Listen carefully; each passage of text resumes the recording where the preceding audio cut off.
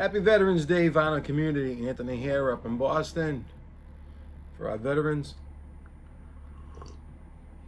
Thank you for all that you do. I have a few vinyl pickups and just something I'd like to ask the VC, get their take on it. Let's go with the vinyl pickups real quick. I posted a quick video. I was in Savers and came across Kiss Bet 45, Detroit Rock City. I'm not gonna leave that there. It was a great pickup. And I have some stuff I got online. Primus, Sailing the Seas of Cheese, 1991. Quick story about Primus. I remember when this album first came out, early 90s, I was watching Headbangers Ball on MTV. Remember the good old days? And Jerry Was a Race Car Driver came on. And I sat there in disbelief. I didn't know what I was watching. I said, wow, this is some horrendous stuff. Here I am now in 2023. I've seen them twice. How your taste in music changes over the years. Real quick, Les Claypool. If you guys haven't listened to Primus or don't know Les as a bass player, the guy's just absolutely ridiculous. Like almost in his own class as far as, you know, availability on what he can play. He can do it all. He really can. And he's out there. But that's why I like his music. You never know what you're gonna get when you play a Primus album or anything that Les does. I mean, he has a ton of side projects. Check them all out. But this album here, Seas of Cheese, Here Come the Bastard, Sergeant Baker, American Life, great tune. Jerry Was a Race Car Driver, 11, Is It Luck? Tommy the Cat on this album. Probably my favorite song on the album. The funk, the bass,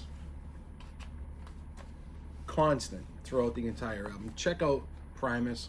All this stuff is good. But that was an Amazon buy. All right, another essential I did not have in my collection, I had to get. All right, so I tried to find this, you know, record stores and all that, but every time I tried to find an original, it just wasn't worth it. To be honest with you, it really wasn't. The condition was kind of beat, all that. So I went with the newer copy, repress. Iron Maiden, Live After Death, essential live album. Up there, top 3 live albums, I would say, for me at least. So as I bought that Iron Maiden, I was actually on YouTube at work, and I was watching Iron Maiden live videos. And has anyone ever been sold by a live performance? Well, I have. I did not have this on vinyl, but I was watching Iron Maiden, Fear of the Dark, Rock in Rio. So Fear of the Dark live it's unreal. You have the crowd, you know, singing along, and I bought this album, and it's three records, 3-record set. I bought this album because of the live performance of Fear of the Dark that I was watching on YouTube. It sold me. I needed it on vinyl. I wanted to have it in my collection. Killer tune live. Fantastic stuff. Anyways, okay.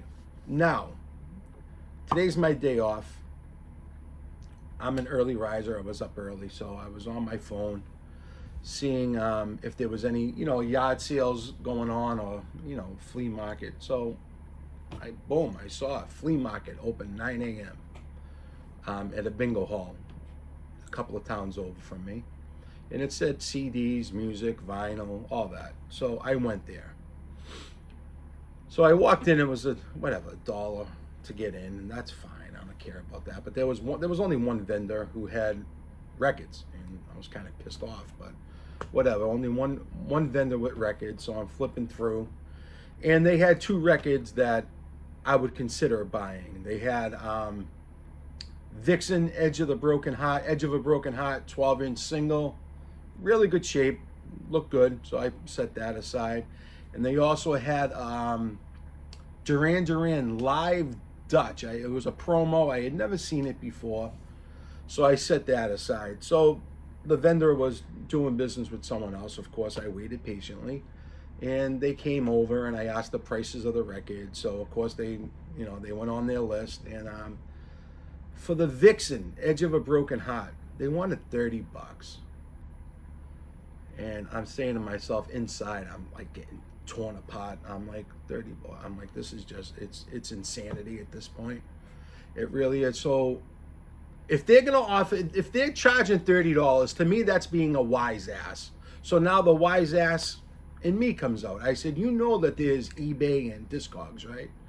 And they're like, oh yeah, but you know, we our vinyl is top quality. I'm looking at it, and the Duran Duran, the bottom seam was torn apart.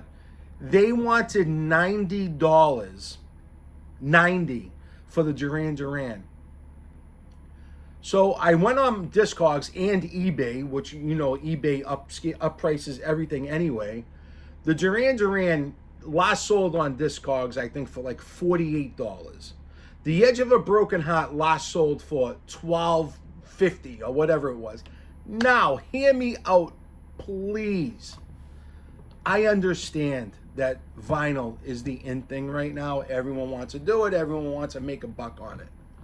But to me, as someone who enjoys sitting down, having a drink, lighting a cigar, cleaning my record, putting my record in sleeves, I'm in it for that type of feeling. I'm not in it to get pounded on a price.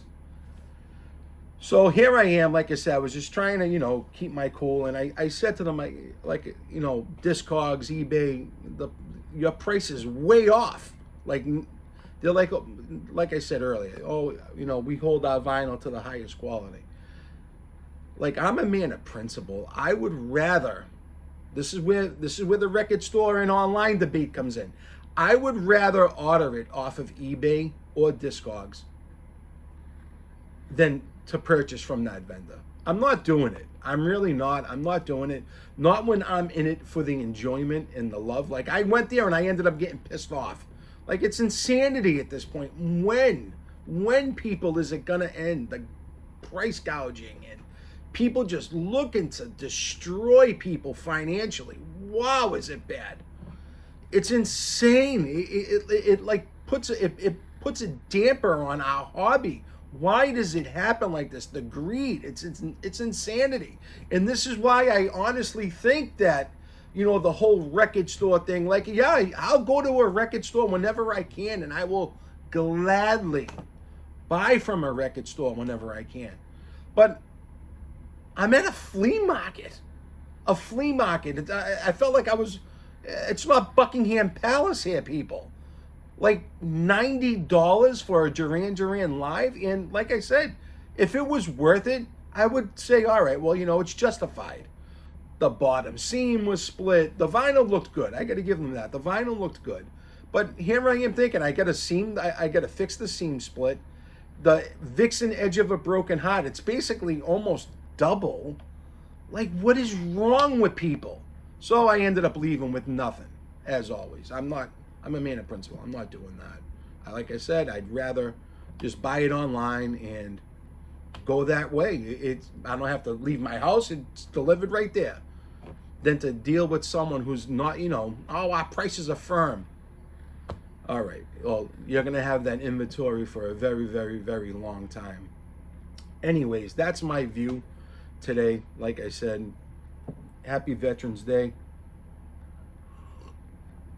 to all out there. Quick shout out to Mike, MGK Boston. Check out his last 2 videos. He was on vacation. It was his mom's Betty, her 90th birthday. Or 95th birthday, I think 90th. Check it out. He does like a little interview with his mom talking about music, how, back in the day to now. And then he also has a video that he posted with his in-laws up in Ontario, Canada. Unbelievable. Mike, if you're watching this, dude, like I said, I text you personally afterwards. Those 2 videos they brought a smile to my face. They really did, because it goes to show, like, generation to generation. Like, I remember those days, and I'm young. I have nothing to hide. I'm 47 years old. Okay, I was born in 76. But I do remember the days where my family sat around a tape deck, or, you know, the whole phonograph system my parents had. And that's how I learned about music. I learned about Sinatra. I learned about Dean Martin, Elvis. You sit and you experience, number one, family. Number two, you experience music. And that's how you learn. The innocence, all that stuff, man, of me being young and wanting to learn. Awesome stuff, Mike. Great stuff. Anyone, go see MGK Boston, watch those 2 videos, and get brought back in time to when times were good. Amazing stuff, dude. Anyways, hope everyone has a great Veterans Day. Have a good weekend. If I get nothing going on tonight, maybe I'll do a Saturday night spins. I'm not sure yet. I'll see. Talk to you all soon. Take care.